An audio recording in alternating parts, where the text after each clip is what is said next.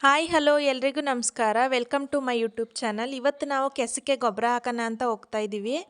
ಇನ್ನು ಗೊಬ್ಬರನ ಮಿಕ್ಸ್ ಮಾಡ್ಕೋಬೇಕು. ಗದ್ದೆ ತವೆ ಮಿಕ್ಸ್ ಮಾಡ್ಕೊಳ್ಳೋಣ ಅಂತಂದರೆ ಈ ಮಳೆ ಬಂದು ಹೋಗೋದು ಬರೋದು ಮಾಡ್ತಾ ಇದೆ. 5 ನಿಮಿಷ ಒಳವಾಗುತ್ತೆ, ಮತ್ತೆ 5 ನಿಮಿಷ ಮಳೆ ಬರುತ್ತೆ. ಅದಕ್ಕೆ ಇಲ್ಲೇ ಮಿಕ್ಸ್ ಮಾಡ್ಕೊಂಡು ತಗೊಂಡೋಗ್ತಾ ಇದ್ದೀವಿ ಚೀಲಕ್ಕೆ ತುಂಬಿಸ್ಕೊಂಡು.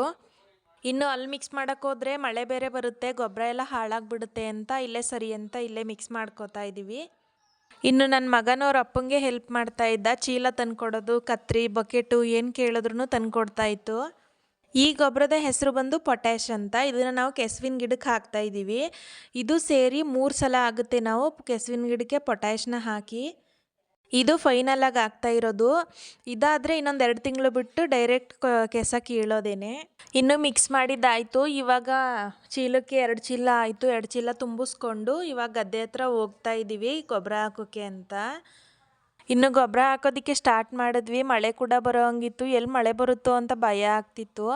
ಪ್ರನಾದ್ ಕೂಡ ನಾನು ಗೊಬ್ಬರ ಹಾಕ್ತೀನಿ ಅಂತ ಪಾಪ ಅವನು ಗೊಬ್ಬರ ಹಾಕ್ತಾ ಇದ್ದ. ರೈತರು ಮಕ್ಕಳು ಅಂತ ಅಂದರೆ ಎಲ್ಲ ಕೆಲಸನೂ ಕಲ್ತಿರ್ಬೇಕಲ್ವಾ. ನೋಡಿ ನಮ್ಮ ಕೆಸ ಎಷ್ಟು ಚೆನ್ನಾಗಿದೆ ಅಂತ. ತುಂಬ ಚೆನ್ನಾಗಿದೆ. ಇನ್ನೊಂದು 2 ತಿಂಗಳು ಹಿಂಗೆ ಇದ್ಬಿಟ್ರೆ ಸಾಕು. ಮತ್ತು ನಾನು ಕೂಡ ಕೆಸಕ್ಕೆ ಗೊಬ್ಬರನ ಹಾಕ್ತಾಯಿದ್ದೆ. ಮಳೆ ಬೇರೆ ಗುಡುಗ್ತಾ ಇತ್ತು, ಎಲ್ಲಿ ಮಳೆ ಬರುತ್ತೋ ಅಂತ ಅನ್ನಿಸ್ತಾ ಇತ್ತು. ಅದಕ್ಕೇ ನನ್ನನ್ನು ಪ್ರನಾದ್ನು ಮನೆಗೆ ಹೋಗಿ ನಾನು ಹಾಕ್ಬಿಟ್ಟು ಬರ್ತೀನಿ ಅಂತ ಅವ್ರು ಹೇಳಿದ್ರು. ಇಲ್ಲಿಂದ ಹಿಡ್ದು ಫುಲ್ ಮೇಲ್ಗಡೆ ತನಕನೂ ಕೆಸ ಹಾಕಿದ್ದೀವಿ. ನಾವು ನಮ್ಮ ತೆಂಗಿನ ತೋಟದಲ್ಲೇ ಹಾಕಿರೋದು. ತುಂಬ ಚೆನ್ನಾಗಿ ಬಂದಿದೆ.